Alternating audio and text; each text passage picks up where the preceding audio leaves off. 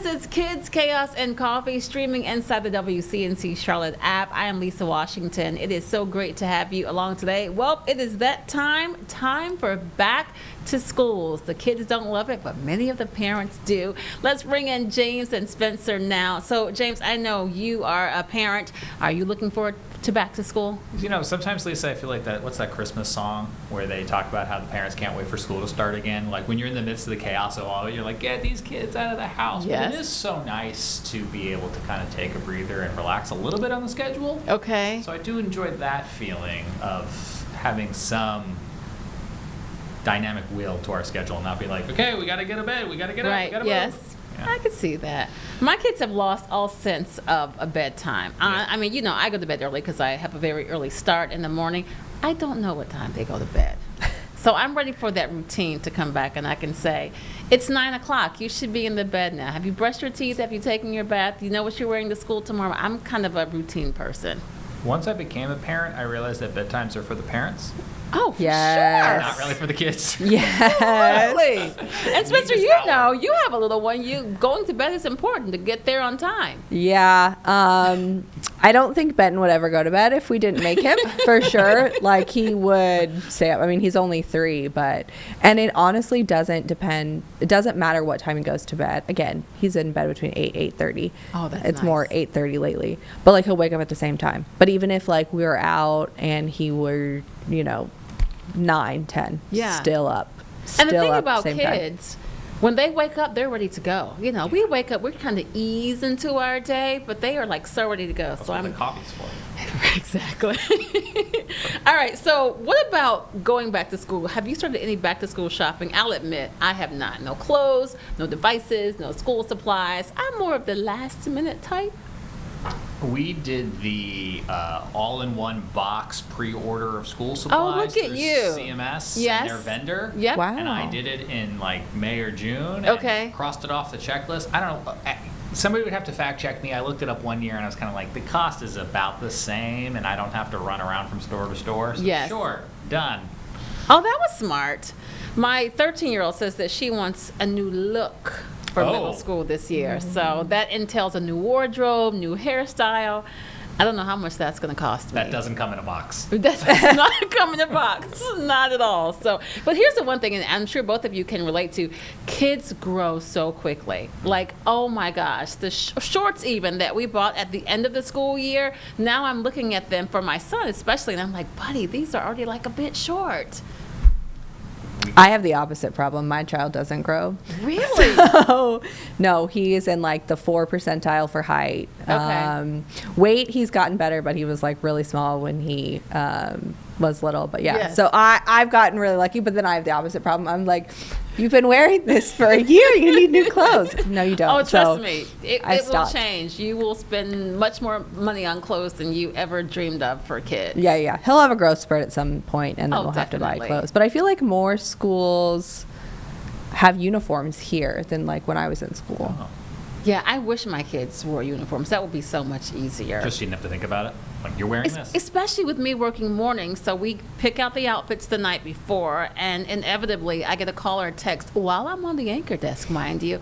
Hey, I was thinking I can wear these shorts or this shirt. Can I wear shorts today? So it's a lot of back and forth, even though we've chosen the outfit the night before. Lisa, did your kids have mandatory summer assignments? Because we recently discovered that there was a mandatory summer assignment. And I didn't know. So, yes, for my daughter, for middle school, they have required summer reading that she has to do. But, my kids also have mommy school, so the learning continues. My oldest isn't going into 3rd grade, and we knew that he was supposed to read this summer, but we didn't realize there was actual required books he was supposed to be reading.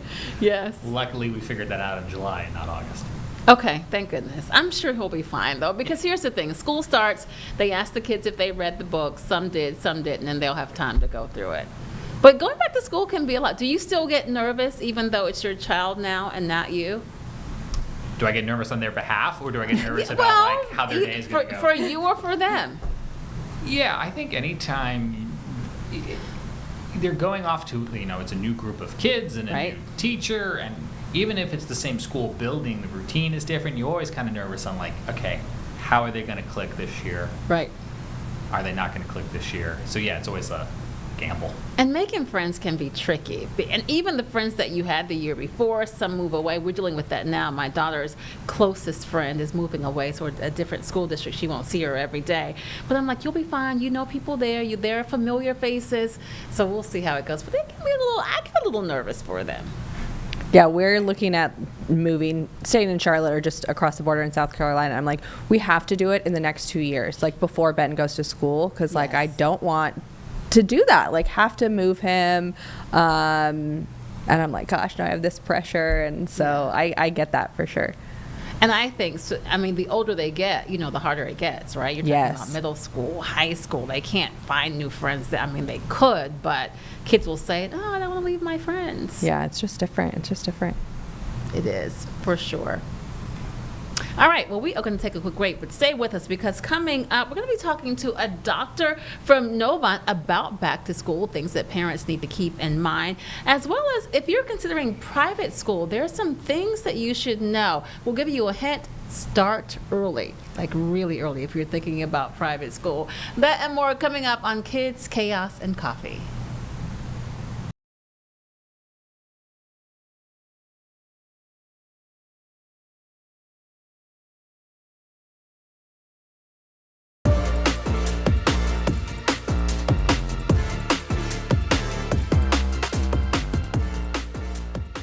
Welcome to Kids, Chaos, and Coffee. Well, believe it or not, it is almost that time to get ready to send those kiddos back to school. Now, I know that many kids are probably dreading it. My two are not looking forward to the end of summer and going back to school. But you know what?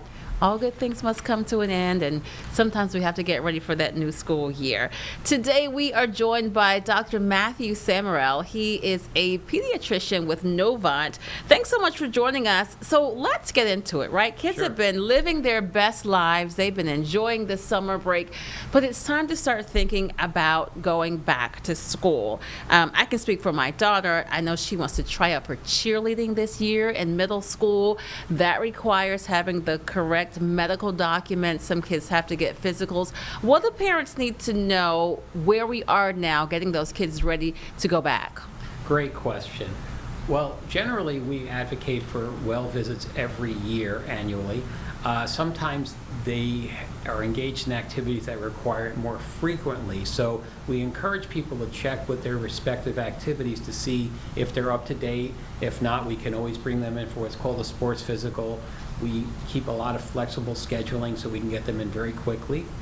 We also ask that if there are any additional forms to fill out, to by all means forward them to us as quickly as possible so that we don't delay them engaging in their respective activities. Because we do know that some schools have those very strict deadlines. In fact, I have one for that cheerleading tryout that I don't know right now what the deadline is, but I know I have to get it in and get it done because it is so important.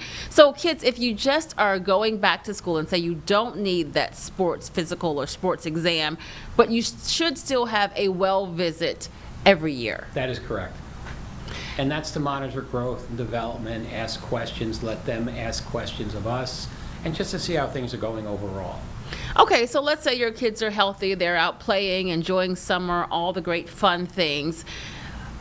You also need to get on a good sleep schedule to get ready to go back to school. Now, some kids don't like a bedtime, others do. My kids, I don't know what time they go to bed, if I'm being honest. I go to sleep, they're still up.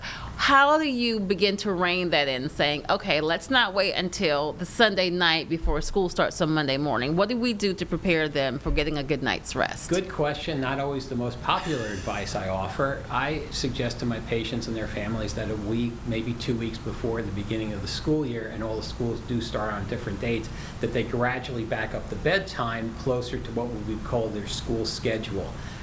That way, as you mentioned, the first day of school is not a big jolt to the system, that there's a little bit of muscle memory and it's a gradual process. And we also ask people to remember that for our school-age kids, 6 to 12 years old, we really would like them to get 9 to 10 hours of sleep optimally each night. And for those that are older, 8 to 10 hours of sleep, which is not always possible given their busy schedules. We ask them to aim for that. That's a lot of time to sleep, but it is so important because even as adults, we know that if you get a good night's sleep, I read once, like that's the one benefit that you see the immediate output from. Absolutely. If you go to bed at night, the next day you wake up refreshed and you're feeling good. So even though kids may dread it, it is incredibly important. Absolutely. Sleep is where it all starts for all ages. Morning anchors included, but we won't go into much about it. It's so tough sometimes, it really is.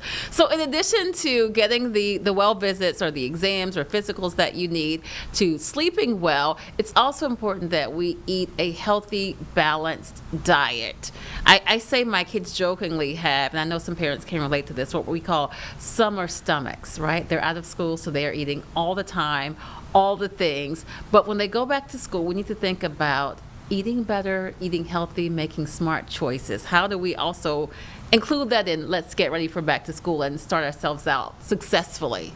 Well, first of all, we really want to focus a little bit more on hydration, and that's a year-round phenomenon, not just for school. But when school does start, we suggest that they keep a water bottle with them at all times and drink it and fill it several times a day if at all possible. We also ask them to think about it. For typical lunch, maybe adding a lean protein, what I call avocado a superfood, to add to that, trying to decrease the amount of processed foods they have, thinking about adding things like vegetables, maybe hummus, putting an ice pack in there so it stays well throughout the school day. So something nutritious. Absolutely. And staying hydrated. A water bottle is key. It doesn't have to be one of those designer or brand water bottles that Well, 13-year-olds may be asking for, yes? I think the social standards do mandate it. You're not helping me out here, Dr. Samarel. Okay. If that's what it takes to drink water, I suppose. But again, it is so important because I know I have some picky eaters. I know other people do as well. But it is important to get that nutrition in because that's what sustains you, and it's also good for your brain health and you're learning in school. Absolutely. The basics still hold. You get enough sleep, you eat properly, you stay active, you're going to focus better in the classroom and have a better chance at achieving your optimal performance. So for all the parents out there who are listening, for all the students, you get ready to go back to school, make sure you see the doctor, make sure that you go to bed on time, and that you eat healthy and drink lots of water. Dr. Matthew Samarel from Novant, thank you so much for joining us. We are talking about an important subject today, navigating private school. Now, I know you were saying, my kids go to public school, or I don't understand private school. That's so different. That's just for rich people. We're going to break that down and find out how you can get into private school, the process, and what parents really need to know. Joining us today is Phyllis Sungov. She is a mom of two, and she is the founder of the app and the website School Guide Charlotte. Phyllis, thanks so much for joining us. It's great to have you here for Kids Chaos and Coffee. So before we get into it, let's talk about what is private school, because it's not just one-dimensional. Yes, that's the misconception, being that there is so many different types of private school, be it independent schools, be it Catholic schools, be it Christian schools, Montessori, hybrid schools, and now we also have the online school, AI schools. So tell us about School Guide Charlotte. You started this because you were looking for schools for your two children when you moved to the Charlotte area.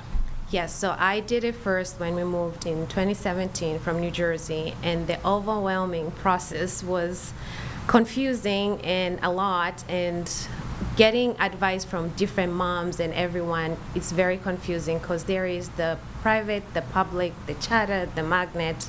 It's a mouthful. But we ended up in private school, then COVID happened, and then the landscape changed altogether. Then I had my son later on in 2019, and I had to redo it again, and then realized that I couldn't be the only one who's going through this. There has to be a need. So I saw the need, and after doing the research, I decided to help parents not go through what I went through. Tell us about that process. What was it like when you were trying to navigate something that you weren't familiar with? You want to do the best for your kids, of course, and you were exploring different types of private school. What's your advice to parents? What do they need to know? You need to know of the options because, one, there's no guideline of how many schools are there. Only in Mecklenburg alone, there is over 100 schools that are private. Wow. So not just the big three that everyone knows about. So there is more affordable private schools, there's smaller ones, and there's schools depending on what your child needs or your family needs. And you say parents need to start this process much earlier than they think, maybe even a year to 18 months? Yes, just because the application process is a year before they are supposed to go into school. So the kids that are in preschool in their fours now will be applying this season for next year's. So if you, I don't know, behind the eight ball because you haven't started that early, is it too late? No, this is the right time, being that the open season for application is September to January. Okay, so you talk about private schools. Most of us are familiar with or have heard of the 3 or 4 big private schools in the area. Yes. Break down for us private school, charter school, magnet school, because if you aren't familiar, that can be a lot to understand. So we have, the major difference is the charter and the magnet is all free. And magnet schools are under CMS. The charter schools are independent schools, but also free. So they run separately. Then you have the private schools who are independent, so they set up their own sort of rules and regulations. So depending on what you're looking for, it's out there. Depending on what you're looking for, and I imagine price as well, but you say there are some ways to sort of figure that out so you aren't paying that full tuition amount. Yes, so there is the North Carolina Opportunity Scholarship that is offered in most specialized schools and the Christian schools, Catholic schools as well. So if I'm interested in this for my kids, why go to School Guide Charlotte? What am I going to get there? So in School Guide Charlotte, I break it down in different guides. Let's say you want Montessori schools for your child. I have a guide that will give you all the options of Montessori schools in Charlotte and a greater side of Charlotte. So this will give you the grades that the schools cover, the tuition in each school, the website, so you know all your options. If you're looking into, let's say, the big 3 or plus 4, so you have the Providence Day, Latin Country Day, and Charlotte Prep. You want to know which one would fit your family, for example. That will be, I put the guide to know when the open houses are, what the tuition of each school is, what grades they cover, the extracurriculum, and so much more, so you can compare, like say apple to apple. They're not apple to apple because they're all different, but this gives you a spread out of like, oh, this is what I'm looking for, the philosophy behind each school. So this is sort of an all-encompassing resource guide for Yes. understanding the schools that aren't public schools, we'll say, because there are so many titles for them. This is Phyllis Sungov, mom of 2. Are you pleased with where your kids are now after all the Yes. process? Yes. Excellent. With School Guide of Charlotte, Phyllis, thanks so much for joining us here on Kids, Chaos, and Coffee. Great to speak with you. Thank you for having me.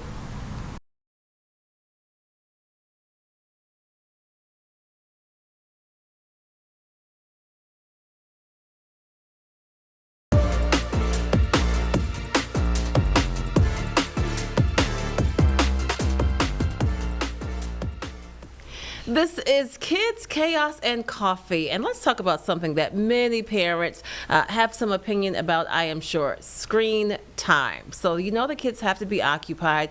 They're always wanting to be on their screens, but sometimes it's too much. Joining us now is Audrey Lopez. She is a spokesperson with Google. Audrey, thanks so much for joining us. So let's get into it. I saw by the CDC, they're saying 50% of kids under the age of 17 spend 4 hours or more on screens each day, and those numbers rise even higher when you're talking about minority children. What can we do to reduce that time and to keep our kids safe while they are online?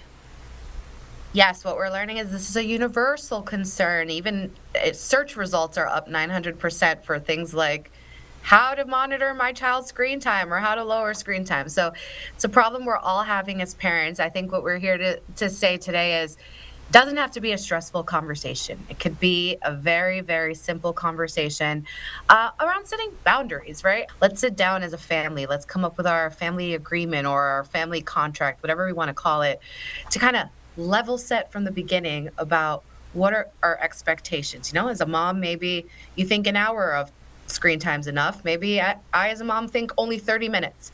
Those are decisions we each have to make for our own families. And what we do is give you the tools to be able to, once you decide those parameters together, set that up.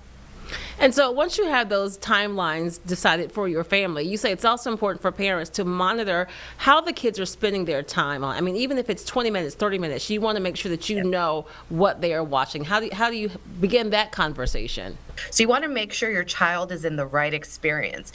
If you hand them your phone or turn on the TV and they're logged into your account, what they're seeing is for an adult. That account is an adult account. So you want to make sure that your kids are logged into the appropriate account. But also sometimes just sit on the sofa, sit next to them to see what it is they're watching and show genuine curiosity. Hey, why do you like this creator? Why do you like this type of content?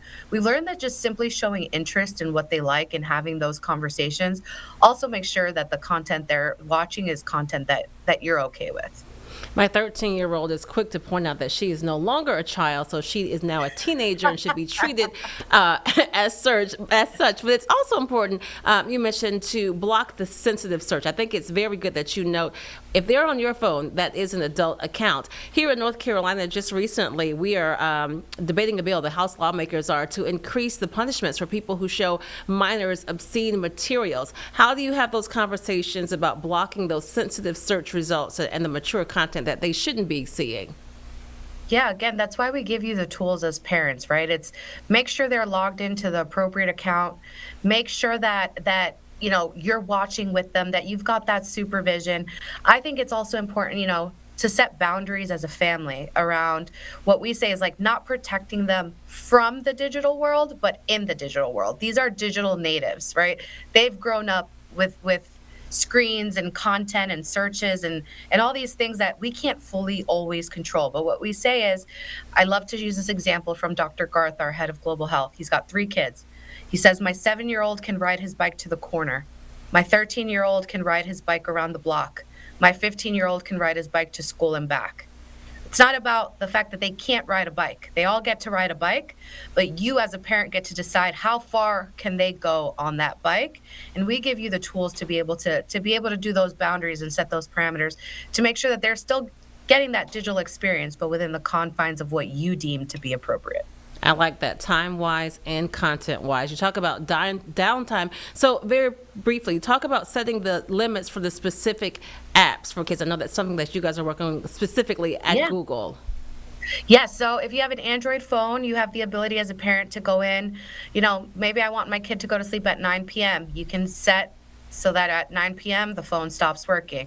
Maybe you just want them to view certain apps for 30 minutes. You can go in there and set how long you want them to use certain apps, and then you can put a pin, and they can't override it because you're the parent and you have the pin. So that's how you can control screen time on the phone. And then on the YouTube side as well, we have things called bedtime reminders, and we have take a break reminders. So you can go into your settings, very quickly say, you know, every 2 hours I want the TV to say, time to take a break. Or at 8 p.m., I want it to tell them, all right, it's time for bed. And now the onus isn't on you as a parent, right? The system itself alerted them to what's happening. But because you had that conversation on the front end about what are our limitations and what are our boundaries, you're not the bad guy, right? You've agreed together that maybe 1 hour was enough. So when that take a break thing comes up at the 1 hour mark, they're less likely to be upset, less likely to have a tantrum, because 1, they had autonomy in the decision making, and 2, it's not the parent turning off the TV, it's the TV prompting. You have the system and you're the parent, so you have the power. This is Audrey Lopez with Google giving us some advice, some really helpful information when it comes to our kids and screen time. Audrey, thanks so much for joining us. And thank you for having me.